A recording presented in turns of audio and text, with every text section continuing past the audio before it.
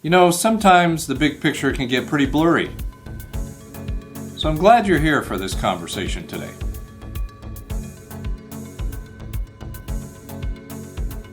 Hi, I'm Rob, and it's great to be able to catch up with you for a few moments here today. Let me mention our interactive teaching videos that are available for kids and families. And a simple search on Facebook for Cabin Kids will take you right to our page and to that resource. As many of you know, our focus here in these videos springs from the same themes and scriptures as our family videos we just mentioned. And our goal is to equip all families and people of all ages for faith conversations together that can be helpful as we all follow Jesus. Now, as we're here in April, we recognize that there are days in our history and days that are ahead that can seem sometimes confusing. It can seem like the bigger picture gets messy sometimes, doesn't it? Maybe we can't even see a bigger picture. And it's in times like that that we know we need hope. Hope that springs from trust in God. And that's the kind of hope that we need. Trust that God is exactly who He says He is, and He'll do everything He's promised He will do. And with that kind of hope, we can find ourselves trusting God that something good can come out of something bad. So let's jump in to what we can discover today. As a kid, there were a number of spring and summer and fall days where I'd come in from being outside, and there was a few of us that would get together in our neighborhood. We'd ride our bikes, we'd go all kinds of places, we'd go down into the fields that were a part of the area where we lived, and we would build things and do stuff there, and it was just an outdoor activity every day. So we would come home at night, and I'd come in to the house, and I was so hungry. I was ready for food. So as soon as I would step inside, there'd be times when I could smell the food cooking, and I'd be like, oh yeah. And I smell something sometimes, and I'd think, man, that beautiful scent is wafting through the whole house. What is that I smell? There'd be times when I think I smell my favorite food. One of my favorite foods is cooking. And I'd come to sit down at the table, and I'd look, and I'd be like, that's not what I thought it was. That's not what I wanted. Man, that smell took me in a whole other direction. I was hoping for one of my favorites. Because I was hungry, I would eat it, but I'm sure there were times when I seemed, at the very least, ungrateful. Maybe I even asked from time to time, so when can we have this? One of my favorites, and I would list it out. You know, we've all had moments that didn't work out quite like we'd hoped. Maybe there was a time when you thought they'd say yes. Maybe there was a time you were going on vacation to one place and you ended up someplace else. Or you thought you were going to get that job and something changed. Or when you thought it was going to cost this much and it ended up costing this much. Well, when that happens, oftentimes we can become disappointed or disgruntled. Sometimes we get disgusted. We might even get disillusioned over a period of time. And when we get to places like that, it can lead to some wild statements, sometimes even insensitivity. In extreme cases, our reaction may include some life-altering choices, things we later regret, and moments that we completely miss out on because of our decisions that have come from disappointment or disgruntledness or being disgusted. And when we think about this, we're celebrating together here on Palm Sunday. And we pick up the account of Jesus at Passover. Now, there are lots of extra people in Jerusalem from all over the country. And Jesus' whole earthly ministry has pointed to this time. And the road that's in front of him, well, we know something about that. We understand what's coming next. And at the time, there'd been a lot of rumors about him, a lot of conversations about how influential he was becoming, lots of expectations about who he was, who he could be, and what might happen next. There were a lot of people who had created scenarios in their minds. And so many of them over the next few days would be disappointed or even disgruntled as a result of not seeing them unfolding the way that they may have hoped. So here on Palm Sunday, it can be a helpful reminder for us that whatever happens, God is still at work. As I mentioned, Jerusalem is bursting with people who are eager to live out the prophecies of the Messiah. They want to see them in action in their lifetime. Jesus had been preaching and traveling and healing for 3 years now, and in the last few days, Lazarus has been raised from the dead. So there is a significant buzz in the streets about this miracle. You could imagine the groundswell of energy. This might be it. Could he be? Dare we say it? Is this the Messiah? This was causing a lot of excitement, and it was causing a lot of conflict too. John picks up the story for us in chapter 12, verse 9. When all the people heard of Jesus' arrival, they flocked to see him, and also to see Lazarus, the man Jesus had raised from the dead. Then the leading priests decided to kill Lazarus too, for it was because of him that many of the people had deserted them and believed in Jesus. Now it's curious to me what's happening here for the Pharisees. Their mission in life is to identify the way of God for people, to make sure that they aren't deceived by some kind of false Messiah. But Jesus, well, he's not really working out very well for them. He's upsetting their power base. He's leading people away from them, and if things don't settle down, there's a high risk that the Roman authorities are going to lock things down because they think a revolution is underway. The Pharisees are responding in ways that usually they would never consider. We just read that they're considering killing a man to protect themselves. It's clear to us at this point, when we look back, that the Pharisees were defensive. Their image of God at work didn't include the way that Jesus was doing things. The hope they'd been waiting for was actually something that they ended up trying to sabotage. But it's hard to be open to discovery when you already know it all. It's like they kind of came to the table with an expectation. Jesus, I want you to do it my way. And then we hear about the crowd too. They've almost got a taste in their mouth for freedom. I mean, the Passover is a celebration. It's a glaring reminder of how they were freed from Egypt. How exciting would it be for them to be freed from Rome? It's high time that they would be out from underneath that boot. So, as Jesus' popularity is surging, many openly wondered if this could be it. Maybe he's going to overthrow Rome.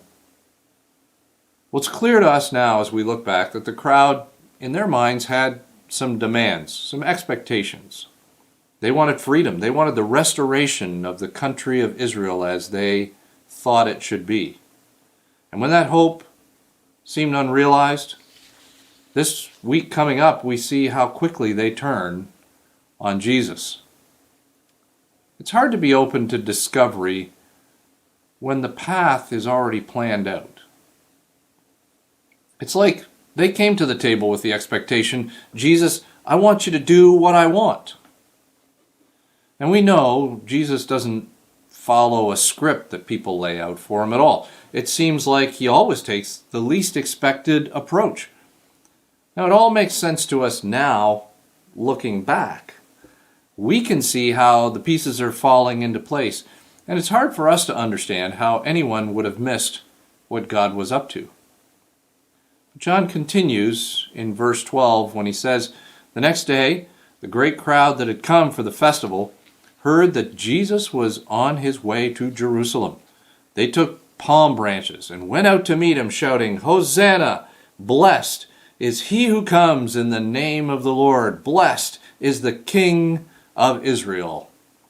Jesus had found a young donkey and sat on it. As it is written, do not be afraid, daughter Zion. See, your king is coming, seated on a donkey's colt.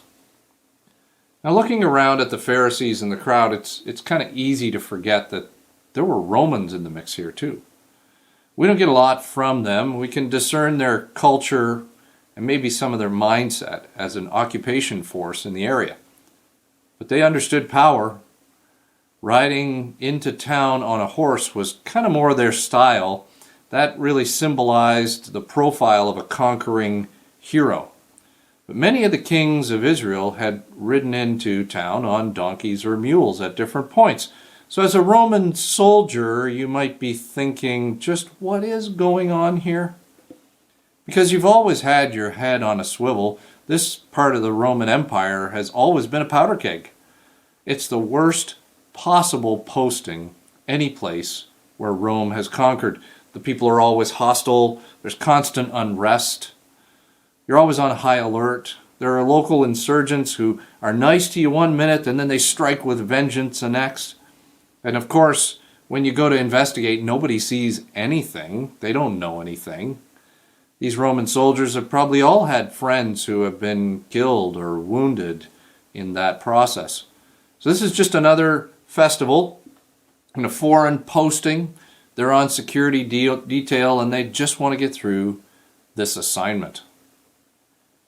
We can see it now when we look back. The Romans were really distracted to a large part. They had no real interest in this whole thing other than to just kind of make it through the day with their own agenda. They were busy, caught up in their own thing. It's hard to be open to discovery when you don't take the time to look.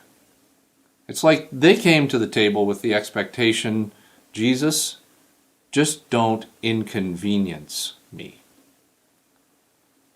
Verse 16 continues here in the book of John. At first, his disciples did not understand all this. Only after Jesus was glorified did they realize that these things had been written about him and that these things had been done to him. Now the crowd that was with him when he called Lazarus from the tomb and raised him from the dead continued to spread the word. Many people, because they had heard that he had performed this sign, went out to meet him. So the Pharisees said to one another, "See, this is getting us nowhere. Look how the whole world has gone after him." Now, when we look at all of this now, we see Palm Sunday.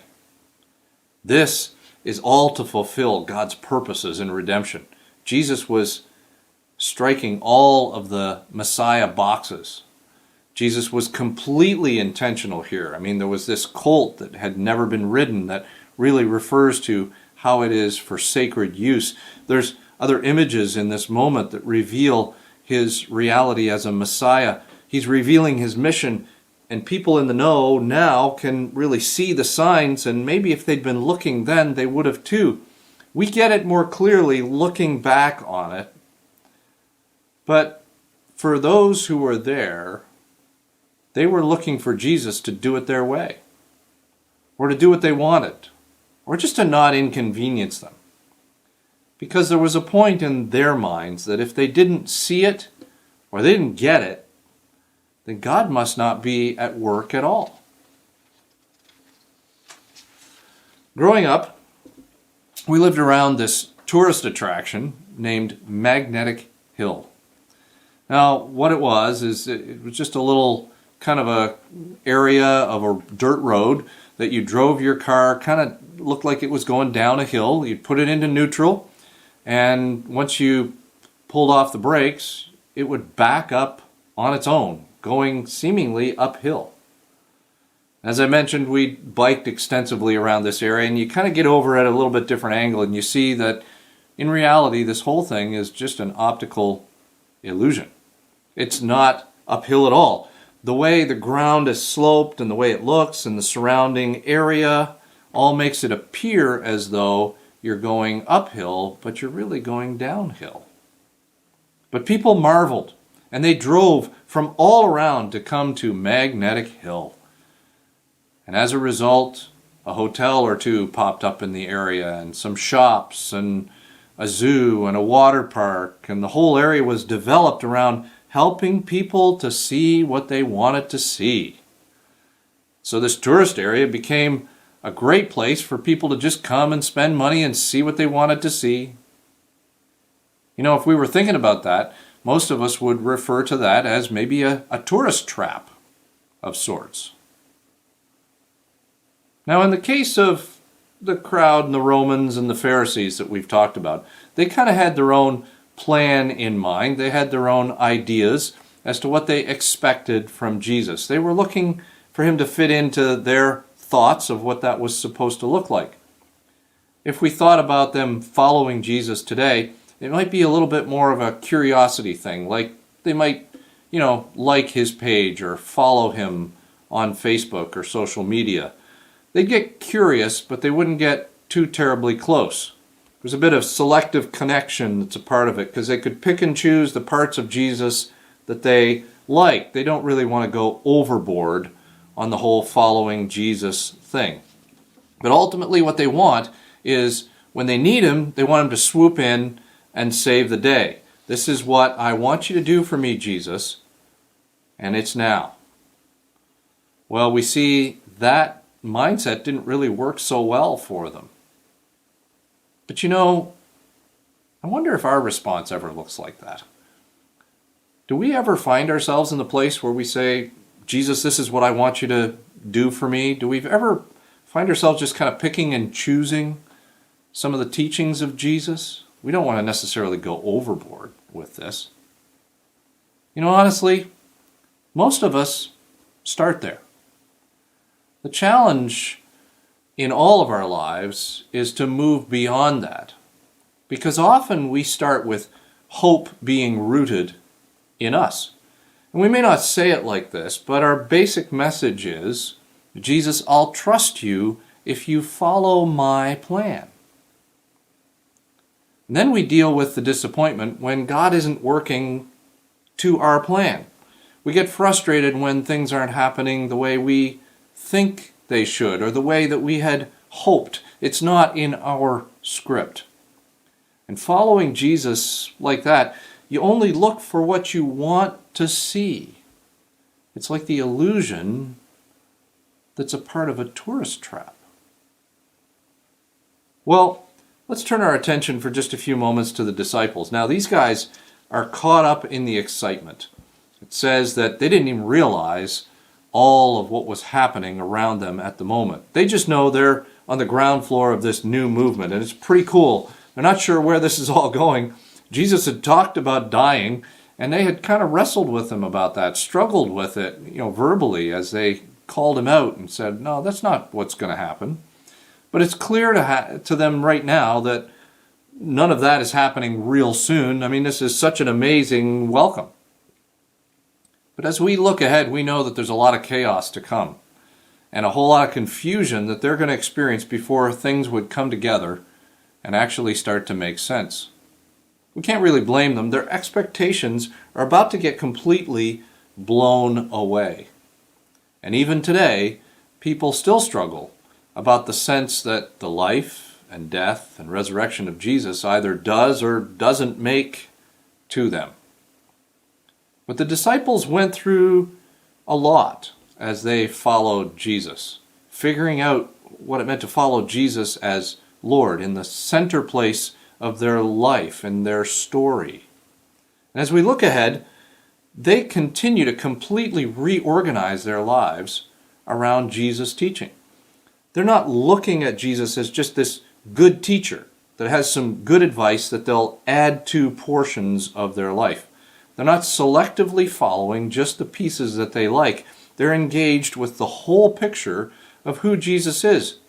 They've moved past keeping Jesus at arm's length to become his apprentices, learning what he says and does and living it out on a daily basis. Now, as we look back, there are multiple times that the disciples had their own agenda too. They argued about who would be in authority and who would be the most powerful, or about who should be allowed near to him, or about where and when they should go to certain locations, or what he should say to make people happy. But their hopes with Jesus changed over time. As they discovered who he was, they started to take a different approach. It sounded more like, Jesus, I'll trust you even if I don't get it. Along the way, they discovered that Jesus was not always doing things the way that they expected. But we still wrestle with this today, don't we? I mean, all of us kind of charge into life with our way, our plans, our set of favored conveniences. And as we follow Jesus, or even as we consider the possibility of following Jesus, we may have expectations in our mind that Jesus had better fulfill if he's going to stay off our naughty list. And we don't say it quite like that, but it often comes out more like this. I don't believe that a good God could ever allow that to happen. Because if we don't see it, and we don't get it, we can tend to think, well, God must not be at work. And it's in that moment that we've inadvertently limited hope to our ability to understand instead of our hope being founded in who God is. Now, if that's where you are, you're not alone. And here in Palm Sunday, we get another reminder. Whatever happens, God is still at work. Sometimes we just don't have the whole picture. Sometimes our desire to control is actually just an illusion. So if your starting point is, Jesus, I'll trust you if you follow my plan, could we allow God to take us on the journey of what it would mean to trust him even if we don't get it? With disciples throughout the ages, sometimes it takes some wild stuff to get to that place in our own lives. Sometimes it can be chaotic, confusing, but just as any apprentice to Jesus, it's that kind of trust that expresses where we really want to be. So, as you look back over the last few months, over the last year, maybe over the last few years, what do you notice about your growing response to chaos and confusion as it relates to trust in Jesus? When God colors outside the lines of your comfort, what does that look like for you? When the big picture is unclear, how is your default response growing and changing? It's questions like that that help us to explore what we're discovering about trusting Jesus even when we don't get it. So as we think about the beauty that is involved in Palm Sunday and all that is before us, it helps us to be reminded on our own journey that whatever happens, God is still at work. For the disciples, that path of discovery continued to define them, and it defines us. Just before we pray together, let me remind you of the podcast extras that you'll find as a link in the description box of this video.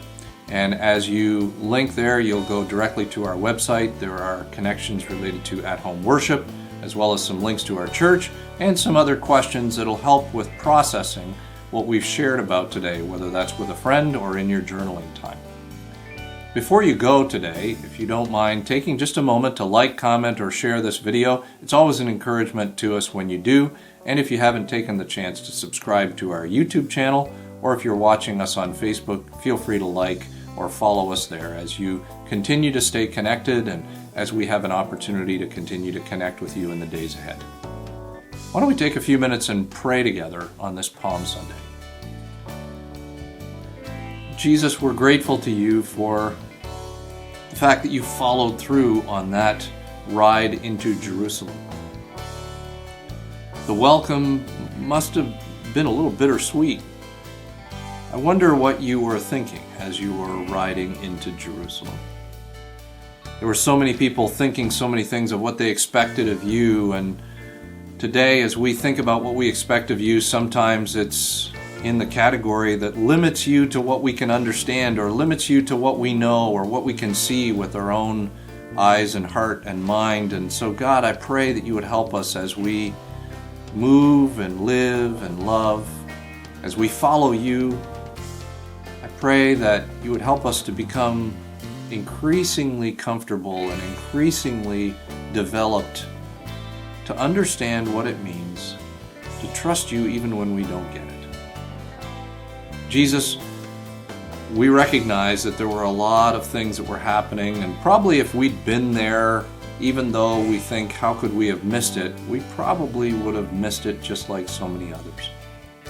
And sometimes we miss it in our day-to-day lives because of our own agendas, and so I pray that you would help us as we walk with you to listen to you, to hear from you, and to allow you to speak to us, to show us how you can be trusted even when we don't get it. We love you and we thank you.